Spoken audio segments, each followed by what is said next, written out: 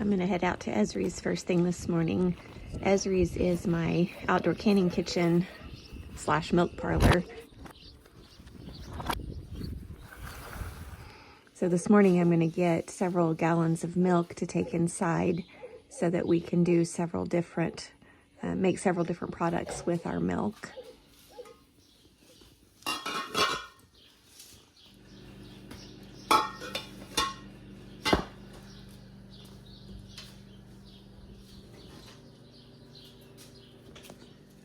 It was actually a building that was built by the Robertson men when they purchased their first Model T. They needed a garage, and this was what they built. We've remodeled the inside and made it look more conducive to what we need it for, but it's fun to have a structure that has such a history.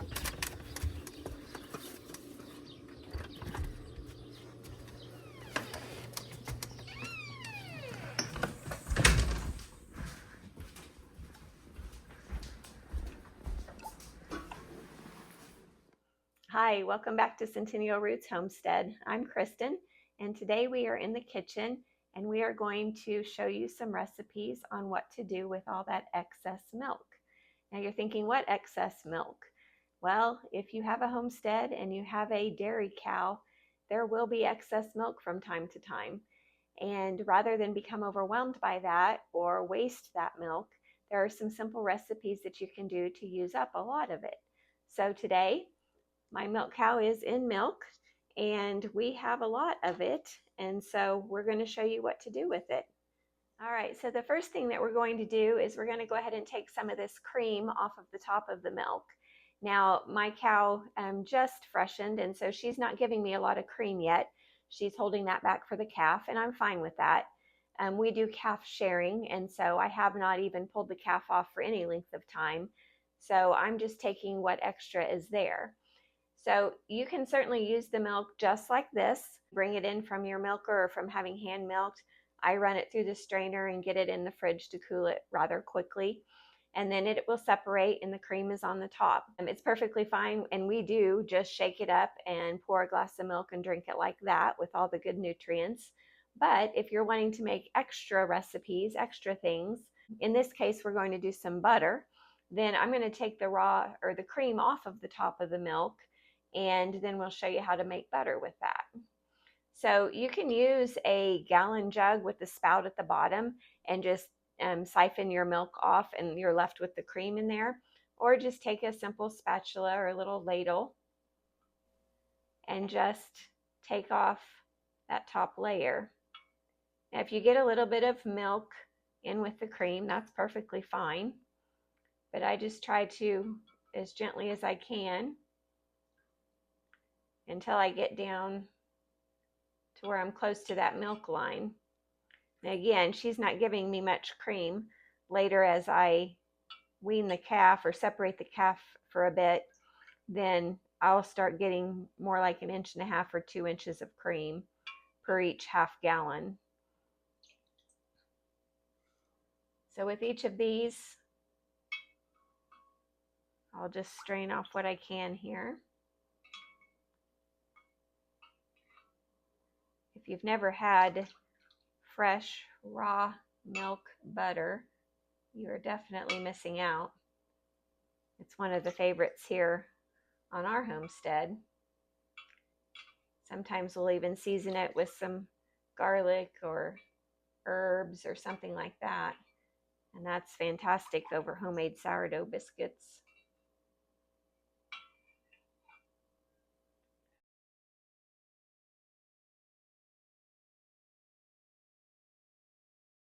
Right, so for that first gallon that I took the cream off of, we're going to make yogurt. And you can make yogurt on the stovetop. I've done that for years and years. And then they came out with the handy dandy Instant Pot. And that makes the steps just a little bit easier. So in the Instant Pot, I'm going to add a gallon of my raw milk. And again, you could do this with the cream still in it or without. It's going to turn out great either way. And so all I'm going to do is set my pot in the Instant Pot. Mine has a yogurt function, And so I will just push the yogurt button to boil, and then I'll let it go, and it will tell me when it's ready for the next step. Now, if you were doing it on the stove top, you just want a heavy bottomed pan or pot. A lot of times I'll use my canner, my water bath canner for this. And you will just put a half gallon, a gallon, however much you want on the stove top, and you'll slowly bring that up to 180 degrees. When I hit that boil on my Instant Pot, that is bringing it up to 180 degrees. So either way works great.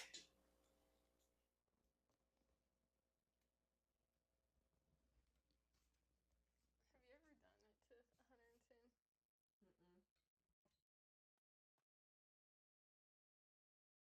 to 110? So I'll simply push the yogurt. Now, if I was going to ready for incubation, it would be 10, but there's the boil. And so we'll just let it boil, and when it tells us, we'll go on to the next step.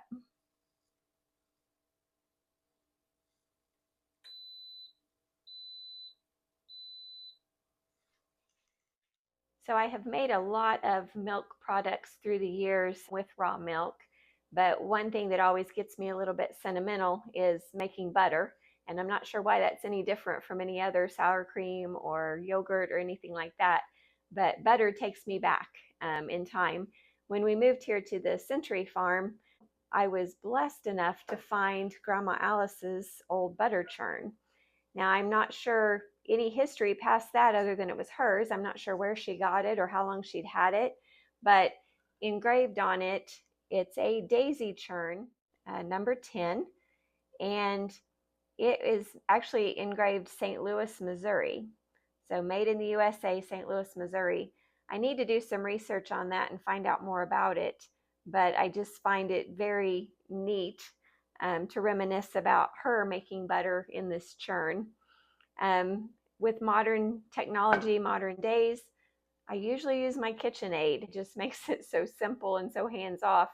But I don't know, the good old churn, there's just something about that. So I keep it out and I look at it often. And on occasion, when I'm real sentimental, I'll whip up some butter in it. We've done a lot of videos already as far as medicinal tinctures and different things that are homestead related. But I think the most fun that I have is the ones where we can pull the things that we found here on the Century Farm out and go back and kind of bring back those roots. So this is one of those things that just kind of hits closer to home for me. So we are going to do some butter in the churn today to show you the old-fashioned way. I'm going to skim off just a little more cream from a couple of other jars just so we have ample. Another way that you can do it is to just get a mason jar and fill it about half full with cream. And then an old-fashioned way was to put a couple of marbles in that cream and then just go to shaking until you had your separation and you had your butter and your buttermilk. That's the good old-fashioned buttermilk, by the way. And that's good for a lot of things too. They would save that back and use it in their buttermilk biscuits and pancakes and that kind of thing.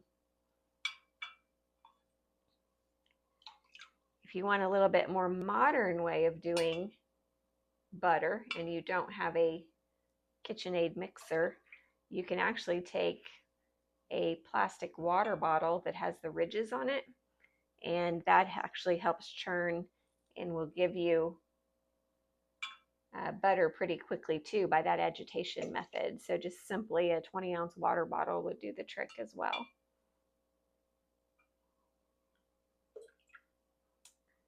So we'll see about how long we have to crank this churn before we get ourselves some butter.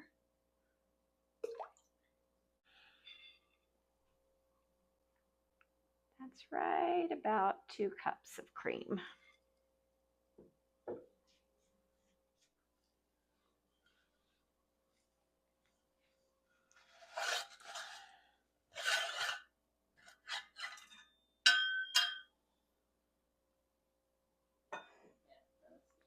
All right, so we have roughly 2 cups of cream skimmed off.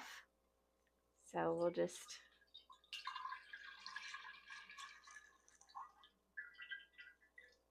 dump that in.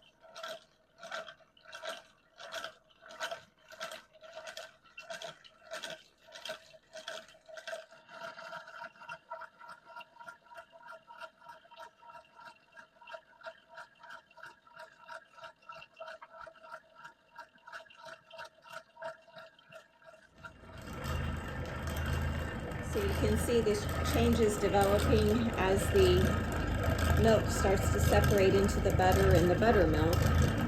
We've got little clumps of butter up the sides of the churn. And then at the bottom you can see there's developing a little hunk of butter down in there. It gets a little bit firmer, a little harder to turn, not too bad. But this is developed at about 12 to 14 minutes into churning. It doesn't take near that long if you use the KitchenAid and your whisk attachment. 3 to 4 minutes maybe, and you'll have the same results. So while this is neat from the past, they certainly got a good arm workout when they made butter, because I'm certain that they filled their churn a lot fuller than what we did ours today, and so that would have been a lot more muscle to get that turned.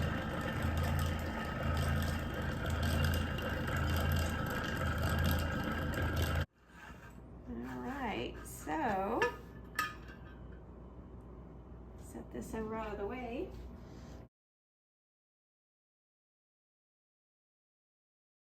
So there are several ways you can do this. And then what we're going to want to do is run it through cold water, because you want to get the rest of that buttermilk out of there so that it doesn't spoil.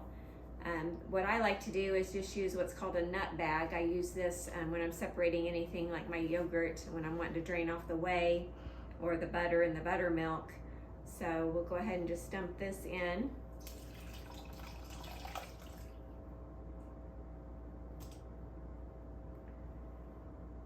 And you can get, I like to get all those little bits out, but for the sake of the video, I'll go ahead and show you what we're doing here. So the buttermilk is strained through. You want to keep this and use it because it's great. Like I said earlier, in biscuits or pancakes or any number of things. And then add up my butter in here. So simply squeeze out the rest of that. And then I'm just going to run this under cold water and rinse it really well.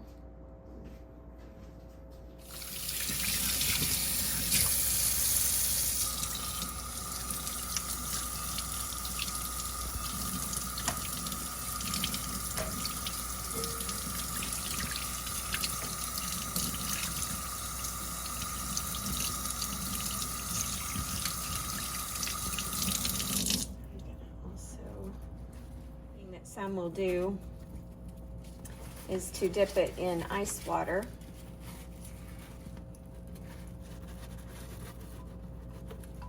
The house is pretty warm right now, so the butter's wanting to be pretty runny.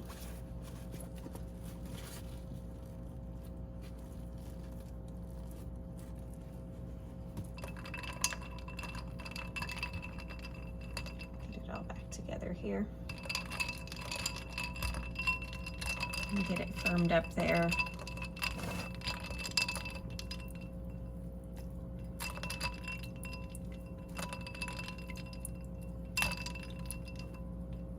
And that'll help a bit if you're making butter when it's warm out, or your house is a little warm.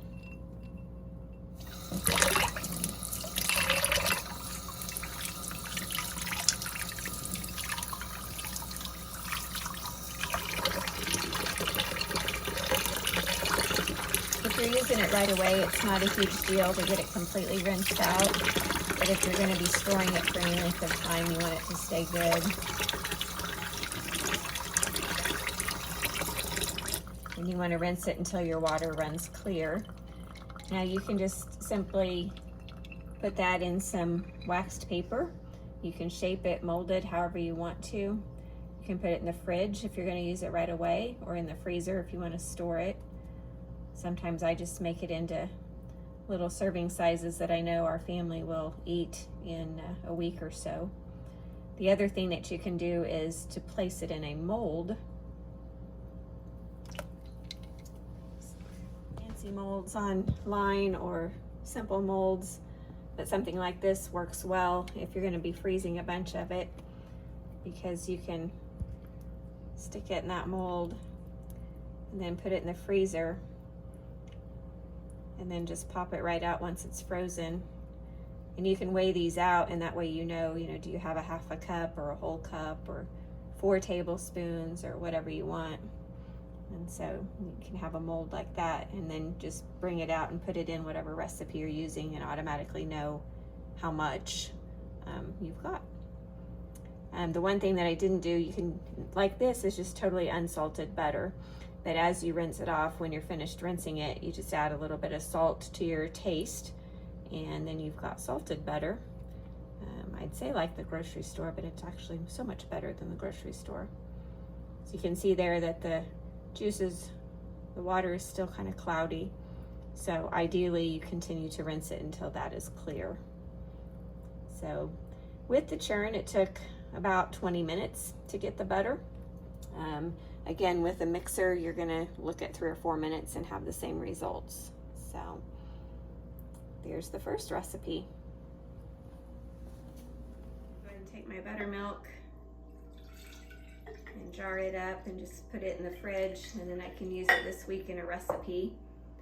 You can leave it in the fridge for 10 days to 2 weeks, probably longer than that. If you've heard the saying that raw milk doesn't go bad, it just goes different. And so just kind of smell it, taste it, see if it's still to your liking. It will get more sour as it sits, but I personally like that taste, that more sour in my biscuits. So there's the buttermilk. All right, so our boil has come to an end, which means the yogurt is up to 180 degrees. Now, if you are going to do a fermented, long ferment yogurt, you would just want to heat this up to maybe 110, 112 degrees on the stove top. But I usually just push the button and do mine to 180. When you open it, you will notice that there is a little bit of a skim on the top. That's perfectly normal, perfectly fine. So from here, you can take this out and you can put it on the counter and let the temperature come back down to 110. Or if you're in a hurry, then you can put this in an ice water bath and bring it back down quicker. So we're gonna move it into the other room.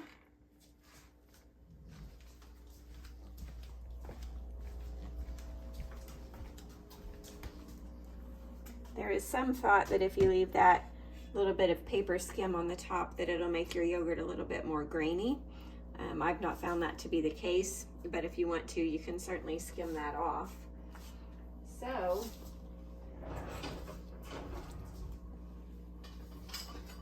checking the temperature just to show you all.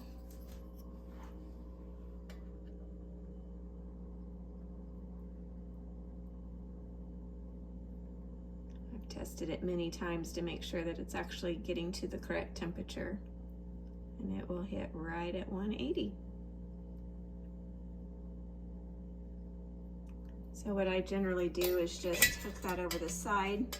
Like I said, if I'm in a hurry, I'm just gonna go ahead and fill the sink with cold water and ice bath and get that to come back on down to 110. All right, so while our yogurt is coming down to temperature, we will go ahead and continue on with another recipe. So we've already used up a gallon of milk making our yogurt. And so now we're going to go ahead and use another gallon by making a farmer's cheese. Now, farmer's cheese is simple because you only need milk, salt, and vinegar, and then you can flavor it any way you like. So it makes great for a charcuterie board if you're having an evening with gathering with friends or family, or if you're just in the mood for a good protein snack before bed. So I've got a heavy bottom stock pot again on the stove. I'm going to take my gallon of milk, and again, you can do this cream and all, or like we did, you can separate the cream off for butter and then use the remainder of the whole milk for the cheese. But I'm just dumping a gallon of milk in here. Then I'm going to turn it on a low to low medium heat, and I'm going to let this heat up slowly to 160. Now you don't want to heat it up too quickly, or you can scorch the bottom and burn your milk. So I've got a medium low heat here, and we're going to let that start heating up to 160. So while this is heating up, we are going to step back over and do our next step on the yogurt. So The yogurt is down to a little below 100 actually. So 100 to 110 is perfectly fine. Now what you're going to do is you're going to add your culture to the yogurt or to the milk to make your yogurt. You can use a store-bought or online-bought freeze-dried yogurt starter for this, and you can get this a number of places. Cheesemaking.com I believe is one of them. The thing that I like to do is just use my yogurt from the previous week. So I've got yogurt here that is just about done. I've got another serving or so left. And so all I'm going to do is take just kind of a nice little scoop, maybe 1/4 of a cup, and I'm going to drop that in there, and I'm going to stir it around and let it get kind of dissolved. The other trick you can do is just to buy something like a Foraging yogurt, just the little yogurt pack from the big box stores, and just put that pack in here and stir it around as well. But once you've got your yogurt going, then you can just use your own from the previous week, mix it in, and once that's good and mixed in, then we're just going to place it back in the Instant Pot, and we're going to put it on 12 hours. And all that does is keep it warm, and it incubates it and allows those cultures to do the work and change it into yogurt. If you notice behind me here, I've got 4 pounds of ground beef thawing. We're also going to make some homemade summer sausage today. We butcher our own beef here on the homestead, and so we have a lot of excess hamburger at times. And one good thing to have throughout the summer, along with the farmer's cheese that we're making, is some homemade summer sausage. So we'll show you how to do that as well in another video.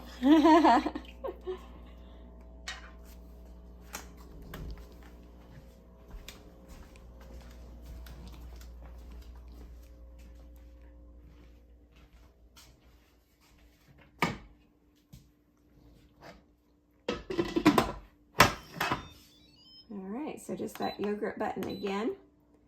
12 hours is less, it's a little slower. You can also go to 10 hours, which is normal.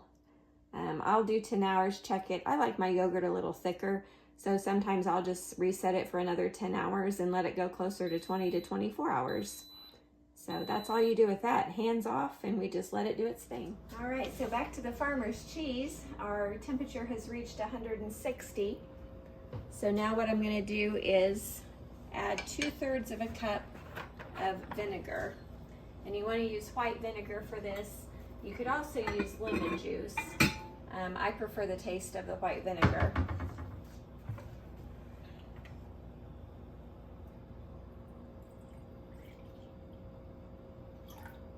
So 2/3 cup of vinegar there, and I'm just going to pour it in while stirring. And you'll be able to see the reaction happen pretty quickly here. You can start feeling it get thick, and then you'll start seeing it separate. And we're making curds and whey, so we just turn the oven or the stove off now. Get it stirred in real good. And then we're just going to let that set for about 15 minutes for that to go ahead and separate. All right, so our farmer's cheese has been sitting for about 20 minutes, and you can see that it just has all of the cheese part of it sitting on the top. I use my nut bag again. You can use cheesecloth or a flour sack to strain it, but just carefully, I try to get off as much as I can of that cheese, leaving behind the whey.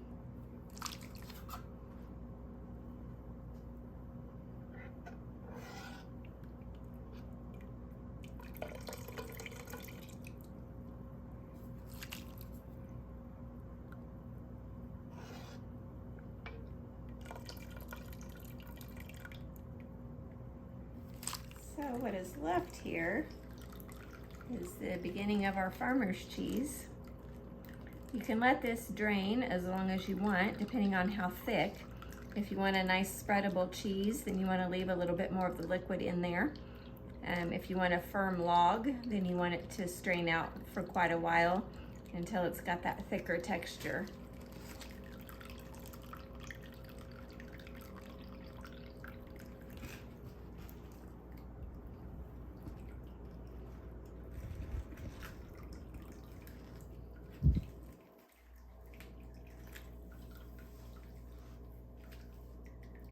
It doesn't make a whole lot of cheese when you do this. Now you can reuse the whey and do this again and you will get some more product.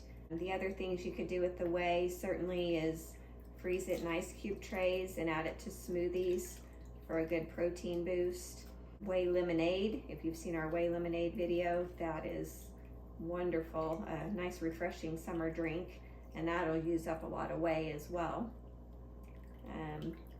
Our pigs really like it when we have extra. The chickens or the pigs really enjoy it.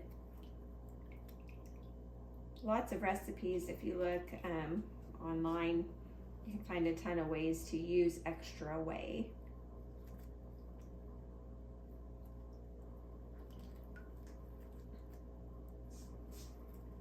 I'll go ahead and show you all how this turns out just with a brief strain.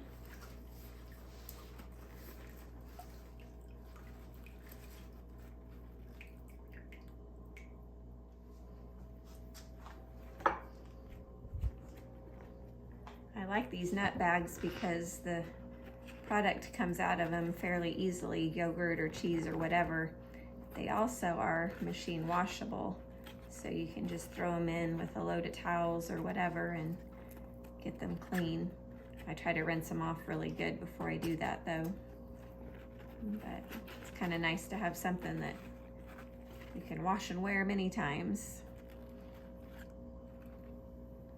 All right, so there's a soft cheese, and you can see that even as it sits, it's gonna drain off a little bit more, which you can continue. You can dump that off or you can mix it back in, either one.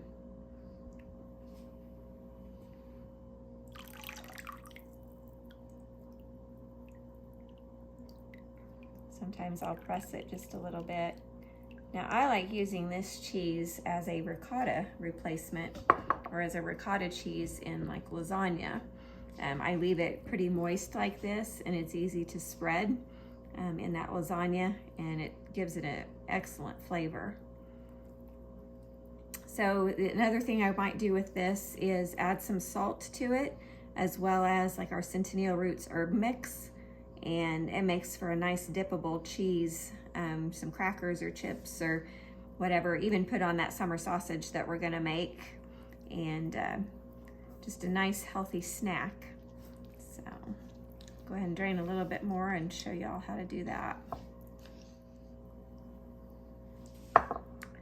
Another thing that I like to do with this is to wait and let it cool off just a little bit, and then you can just put in whatever kind of seasoning you want. Again, like our herb mix or a dry powdered ranch dressing mix, the umami seasonings, whatever sounds good to you. And then just kind of separate them like this and chill them as curds. And then you've got homemade cheese curds that you can just pop in and go, and they're really good. All right, so for this first part of making the salted caramel ice cream, we're going to make the caramel component. And to do that, we are just going to add a cup of sugar, plain white granulated sugar, to our pan. And if you've got a wider pan, that works good because you've got more surface area to warm up the sugar.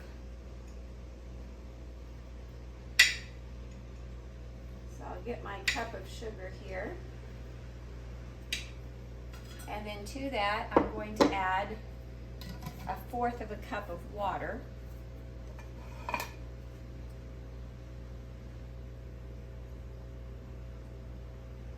And I'm going to turn that on a medium-high heat. what I want to do is just get it kind of stirred around so that that sugar starts dissolving and becoming liquid.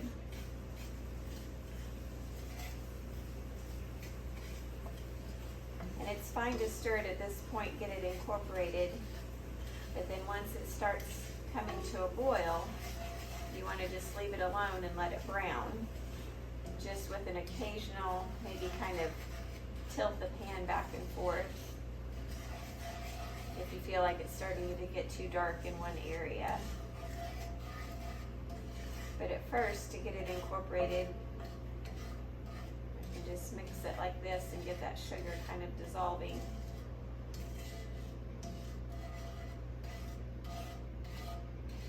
The key is to make a caramel sauce without a burnt caramel sauce.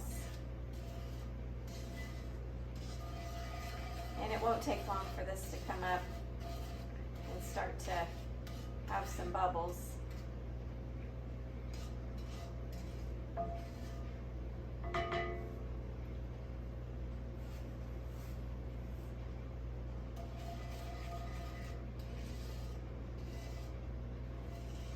Once it does get to the dark amber consistency that you're looking for, we're going to add 2 tablespoons of butter.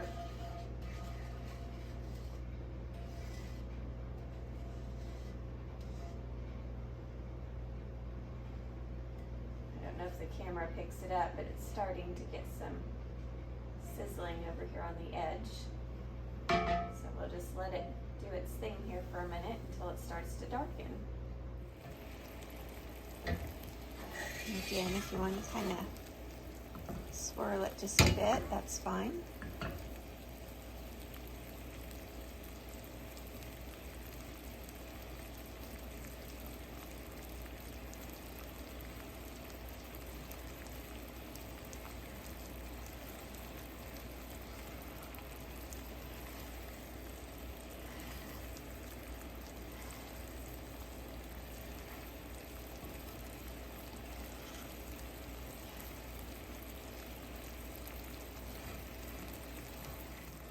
It really is worth the effort to make your own homemade caramel.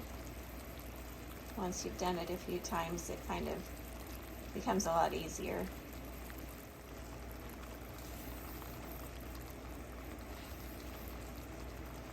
See, it's becoming thicker. It's starting to develop a little bit of a color to it. It's a little bit darker in person than it is on the camera, so at this point, with it being a nice amber color, I'm going to go ahead and add my 2 tablespoons of butter and just stir that around, get it incorporated. It will splatter a little bit if you're not careful.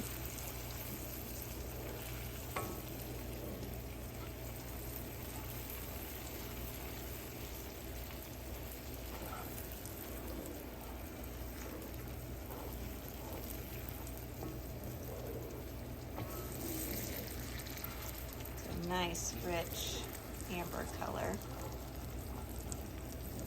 Smells kind of nutty at this point.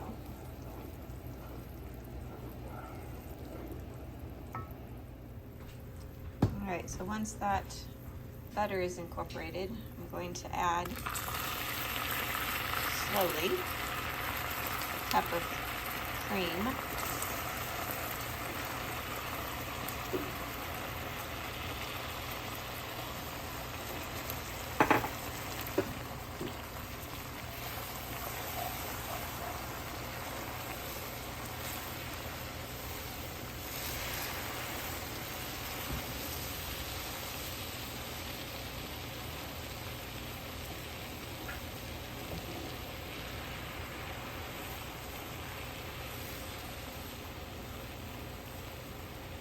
I'm just going to mix this well until it's incorporated.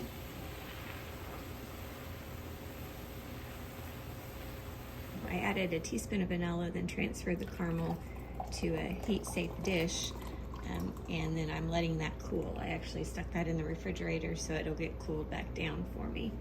Now I'm going to add a cup of cream and a cup of whole milk.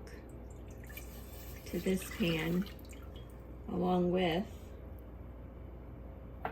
1/4 cup of maple syrup.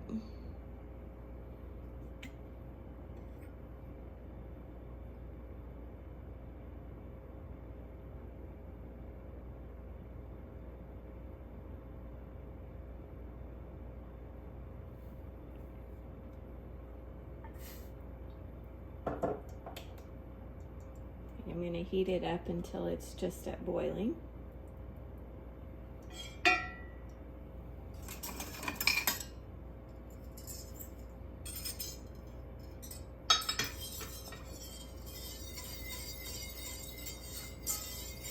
And then once this is starting to bubble, starting to simmer, I'm going to add 4 whole eggs, but I am going to mix those eggs first and then temper some of this hot mixture so that I don't scramble the eggs when I put them in here.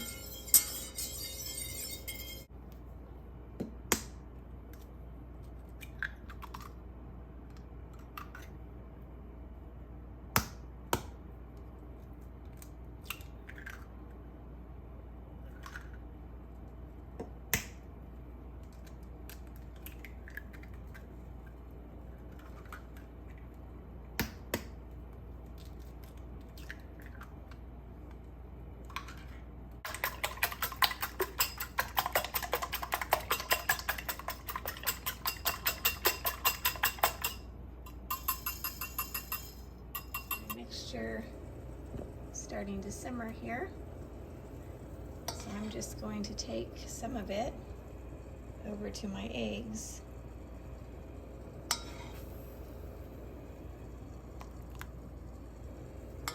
And by doing this, it keeps the eggs from scrambling. It brings them up to temperature without cooking them.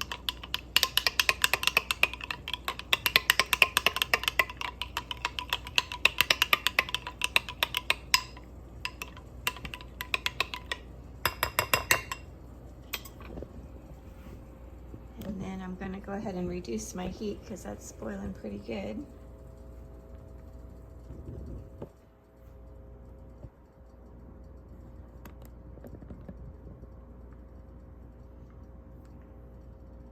And with my tempered eggs, I'll whisk this pretty vigorous and start pouring it in slowly.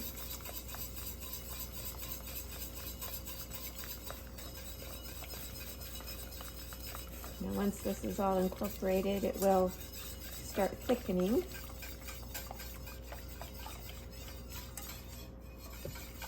And don't worry if you do happen to get a little bit of clumpiness in there. Just reduce your heat, keep stirring. And if you would like to, you can run this through a cheesecloth or something like that to make sure that it is nice and creamy for the finished product.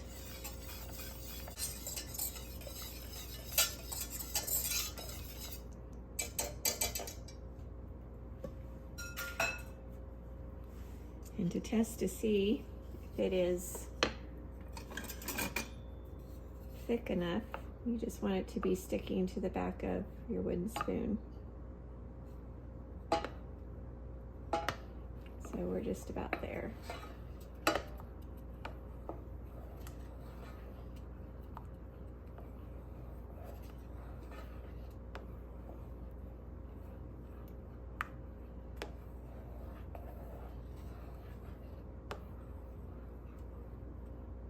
It looks pretty good.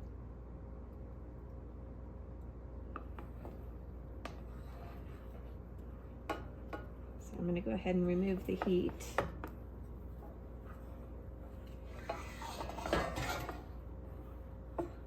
So again, if you're concerned about it having a few lumps in it, just simply dump it through that sieve or the cheesecloth.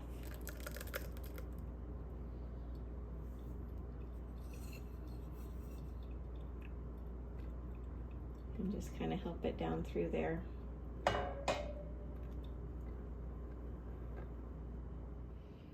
Okay, I have my smooth custard consistency here now. I'm going to add my cooled caramel back in.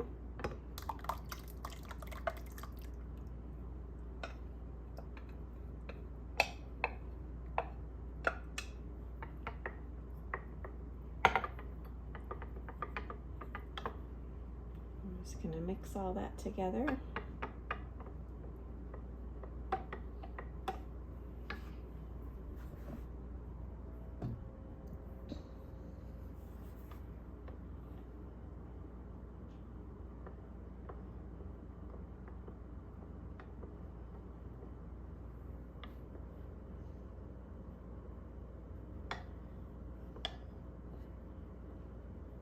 And then we're gonna let this chill.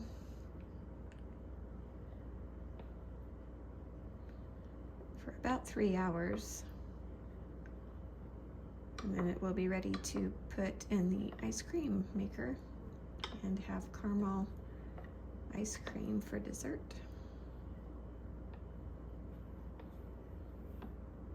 I actually have the ice cream bowl that fits inside my Nutrimil mixer. And so I'm just gonna go ahead and pour my mix in, trying not to make a mess. And I will stick this whole thing in and let it, that way the bowls or the dish is getting cold at the same time, and it'll make my ice cream quicker when I get started. The ice cream mix is fully chilled now, so we add it to the Nutrimil mixer.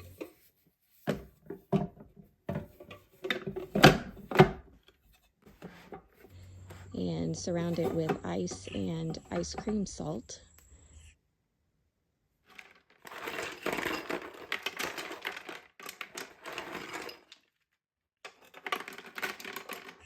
We'll turn it on a 2 or a 3, which is kind of a medium heat or medium mix, and let it go for about 20 minutes or until we reach the desired consistency of the ice cream that we want. Some people like the soft serve, and other people like it a little more firm. So that's up to your discretion on how long you want it to mix.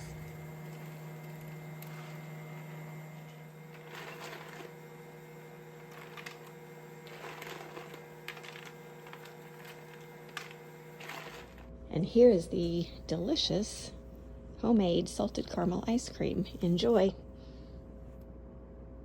If you have made yogurt and cheese and ice cream, farmer's cheese, all of those things, and you still have milk left, well, I've got another solution for you, and that is a chocolate milk syrup.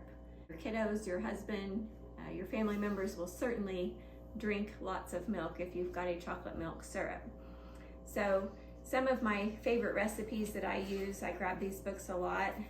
The Home Creamery is a really good one that has lots of simple recipes in it. Home Cheese Making, and this actually has cow and goat milk recipes in it, so that's fun too, because I'm generally milking goats in the morning and cows in the evening, so lots of good recipes in there.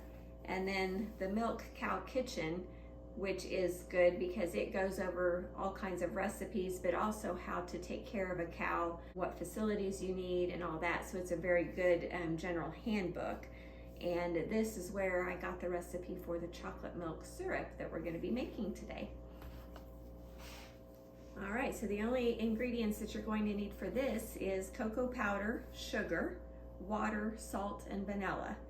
That's simple. So to our saucepan here, we're going to add 2/3 cup of cocoa powder,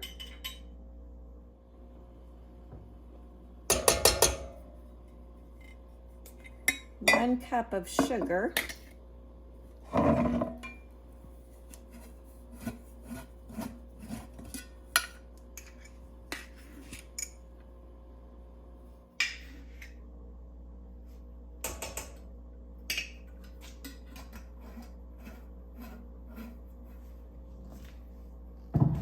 2/3 cup of water, and 1/4 teaspoon of salt.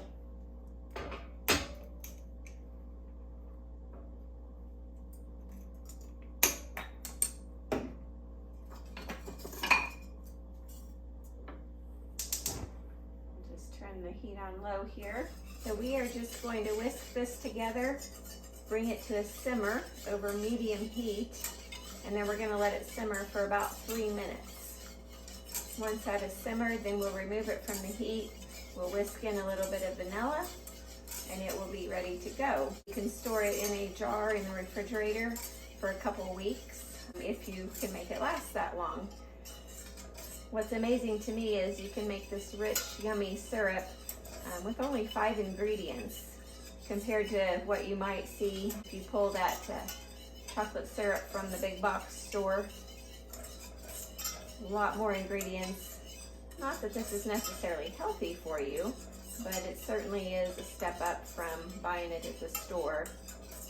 I mean, one of the 5 ingredients is water, so how much better can you get?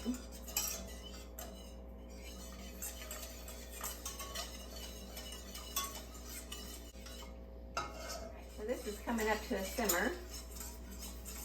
I don't even know if I should tell you all this. Here's the other chocolate syrup. Ingredients: high fructose corn syrup. Now there's a little water, cocoa, sugar, and then contains a whole lot of other unmentionables, unpronounceables.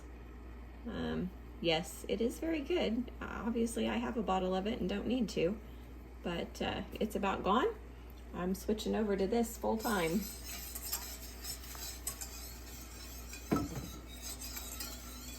It's coming up to a simmer here, so I'm going to go ahead and time this for 3 minutes. Whisk it every little bit just so it doesn't burn.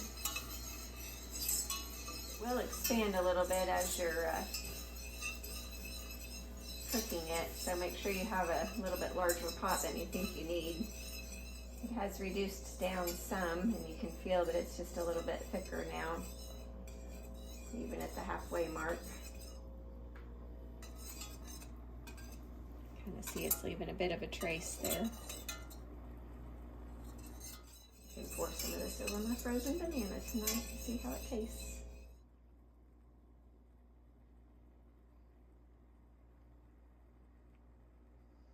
So we've reached our 3 minutes. Go ahead and turn the burner off.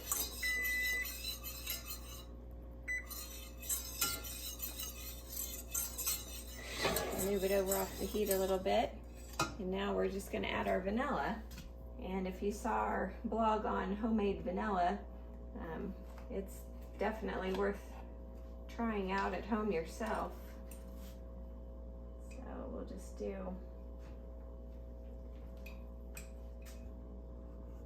half teaspoon of that. Mix that in, set it aside and let it cool. And then it'll be ready to jar up and either use or put in the fridge for later on this week.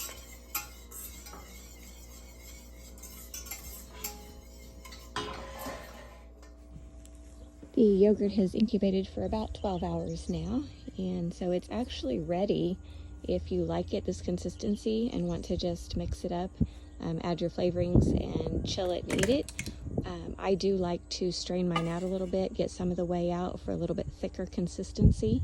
So I have these nut bags that are reusable or washable, and I just add my yogurt to this and then hang it up to drain until I get the thickness that I want. Then I usually add a little bit of brown sugar or honey or both, or just leave it plain, and then I can add some of my homemade strawberry preserves or blackberry jelly or something like that for added flavor. But it's up to you. You can add in whatever you want or eat it plain.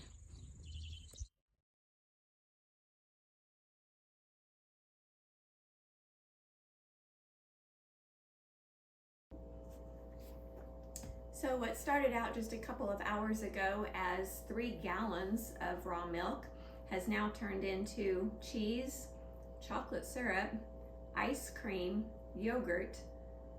I mean, the sky's the limit when it comes to this. So don't forget, don't waste that milk.